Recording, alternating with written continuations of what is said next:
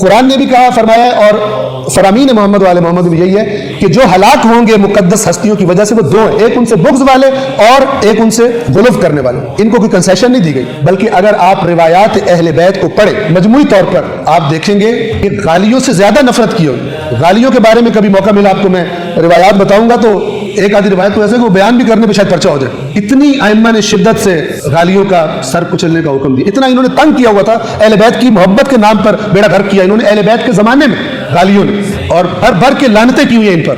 لیکن ابھی تعجب ہے، ایک بہت خطرناک مرض ہے شعراء میں، اور وہ کیا ہے کہ نصیری کہ جو کافر ہے، جو مشرک ہے، جو دشمن ہے علی علیہ الصلوۃ والسلام ہے، بدترین دشمن، توجہ فرما رہے ہیں، ان کے لیے ایسے شعر بولتے ہیں تاکہ جو اہل بیت کے مکتب سے تعلق رکھنے والے ہیں ان کے دلوں میں ان کے بارے میں نرمی پیدا. مثلا مثال کے طور پہ مجھے وہ پورا شعر تو صحیح یاد نہیں، اب توجہ کریں.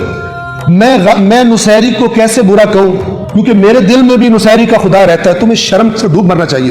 بے شرمو قوم کو تم نے بیڑا غرق کر دیا. تم تھوڑی تھوڑی داد لینے کے لیے ابلیس کی نمائندگی کرتے ہو. میرے دل میں بھی نصیری کا خدا رہتا ہے. تو مشرک ہے اگر تو سمجھ رہا ہے کہ وہ ٹھیک ہے بندہ، تو میں نصیری کو برا، علی اس کو لعنت کرتا ہے اور تو کہتا ہے میں اسے کیسے برا کروں؟ تو کہتا ہے میں علی کو ماننے والا ہوں. لہٰذا جب شاعری سن رہے ہو کریں تو کم از کم قرآن ذہن میں ہونا چاہیے. یہ لمٹس کراس تو نہیں کر رہے، لمٹس کراس کر رہے ہو.